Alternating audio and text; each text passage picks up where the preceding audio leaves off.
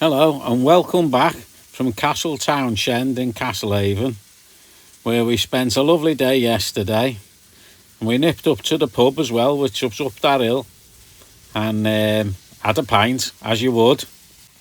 Then Lisa took us exploring in the dinghy, wanted to see what the inside of a cave looked like. And then she cooked a lovely tea, and then we went to bed. And the next morning, we woke up to this fog. Now this is later on, and it has seemed to have lifted quite a bit. So hopefully, if I can see down the end there, I can do, which is about a mile, then I've got a mile's visibility. If I've got a mile's visibility, I should be able to see a ship or a lobster pot or anything else. So I think it's time to go. Now we were anchored in front of the village here, and we're heading down the river here now.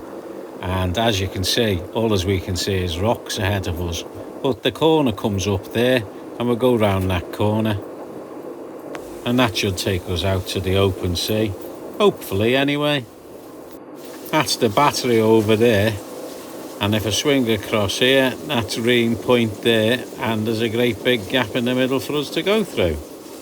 Mind you, as we motor out on a foggy morning, in a place you don't know, it's nice to have fairly calm conditions, because if it were rough conditions and foggy and you could see all the waves breaking on all these rocks all around you, I'm sure your heart would be beating hard enough to be trying to poke out your chest. But it's only a little foggy and it's very calm, so it's a nice sort of muggy morning, like yesterday. Well, before we can even clear the rocks, we can feel a breeze, and we're not letting that go. So sails up and motor off, and let's make the best of that, because we've got a long haul ahead of us, and we've got a full 7 knots on the beam, pushing us at 3.5 knots through the water. So I'm quite happy with that. And I haven't even tidied up from this morning. That's me tripping line still half on there, and I got muck all over my deck, which I don't think I'll be throwing a bucket of salt water on just yet. I think I'll leave it and let it dry up in the sun and brush it off later. And Lisa said she'll eat a rat if that happens. Well, if she had an hat, it'd even be worth getting the brush out to see. Well, plenty of wind now, nearly 8 knots and nearly 4 knots through the water. But brought a secret weapon out to try and make use of the light airs. All I've got to do is get it to fill. Patience seems to pay. Here we are, 4 knots now, screaming along at 4 knots in only 7.1 of apparent wind up the chuff. I like the reflection of the sail in almost a smooth water. Adds a bit of colour to the sky. Can things actually get any better than this? Of course they can. What's that, Lisa? Jam and toast? Thank you very much. Well, it seems to me that we're holding on to these 4 knots in this almost non-existent wind, and that really makes me happy. The main comes round aft every now and then, and the boom goes nuts. It doesn't know which side it wants to be on.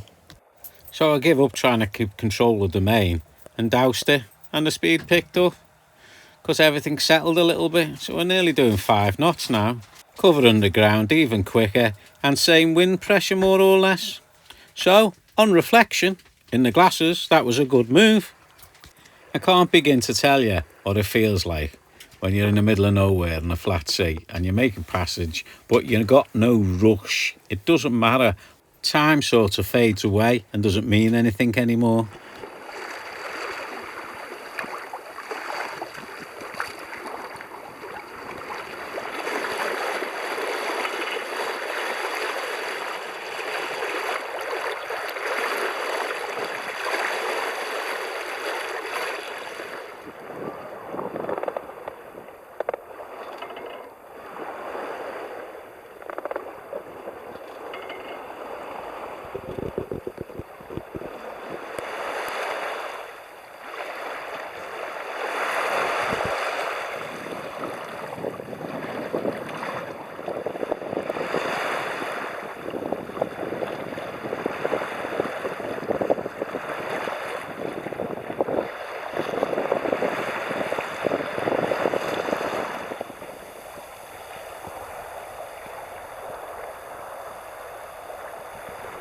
You do, however, have to work out where you are all the time to make sure wherever you're going is the right direction.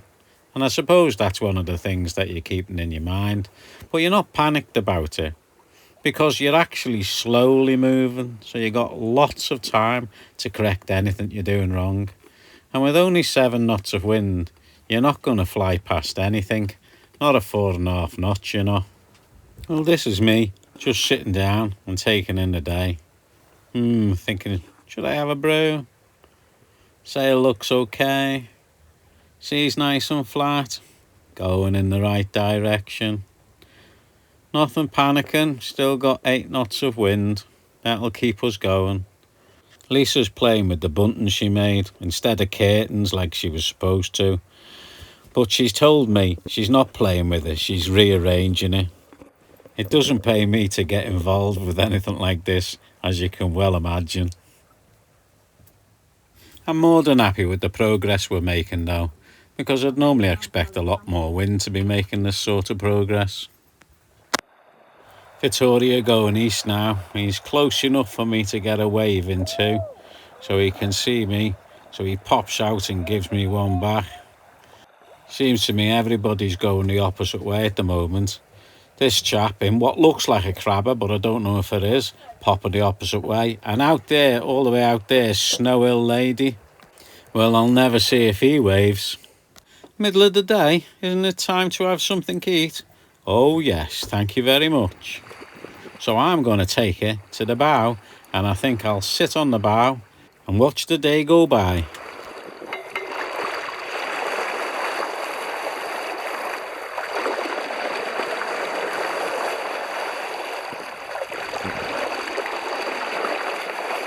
Well, later on, the air starts drying up a little bit and the speed starts slowing down. So we're just trickling through the water now. We're still getting in at just over 3 knots. This is about the only thing that you'd worry about while you were sailing, is keeping that sail full of air. And if it starts losing its air and the boat starts slowing down, then you start thinking, oh, the wind's dropping, the speed's dropping. The next thing you know that's going to happen is the donkey's going to have to go on. So you're keeping your fingers crossed the air's going to come back, because once our speed over the ground drops below 2 knots and I've got quite a bit of distance to go to an anchorage, then I start thinking to myself, hey, I've got to get that engine on and the sail down. But like all sailors, you live in hope of the wind coming back, filling in and pushing you along, so you don't give up too easy. Most boats seem to be going the opposite way to us at the moment. I think everybody travels west with the good weather. If we had a lot more time, we'd like to have carried on and gone round the other side of Ireland, the Atlantic way. There's no zoom on that. That's actually how far we are from land. A few miles off there. Despite me being a lazy devil, I do keep a good watch ahead. And in the distance, I can see a couple of lobster pots coming along. They don't really matter much if you're not motoring, but you keep an eye out and avoid them anyway. They're there. Can you see them? Popping up and down. I zoom in. There you go. That's them zoomed in, but that's the distance I passed them safely at. Can you still see them? They're a good distance away from us. The wind now is falling to absolutely nothing. This won't drive the boat at all, so that speed hasn't come from anything other than the donkey's gone on. So we're powering our way along using the cast iron sail. We haven't got too far to go though, so that's not too bad. See that big green patch in the water there? It's about a 30-foot mass of seaweed. The last thing you want is to go through that and not know it and have it wrapped around your keel. That'll slow your boat down to a dead stop, I'm sure. We're just about to pass the old head of Kinsale that's there with the jazzy lighthouse on it. We've got about an hour's motor from here to get to our anchorage. It's not Kinsale like you'd expect, which is over there. It's just around the corner. It's this one here, the one with the little islands outside, Big Sovereign and Little Sovereign, which makes the anchorage really conspicuous with that outside its front door. So the anchorage is called Oysterhaven, and it's in there, and hopefully it'll be nice and peaceful and quiet when we get there. And here we are, just entering the mouth of the river. And if I spin the camera around and look back, you'll see the little sovereign just there. And round the back and underneath the sail. And round here. And there's the big sovereign, which is made up of two little sovereigns, I think. And there's Lisa helming us in as usual.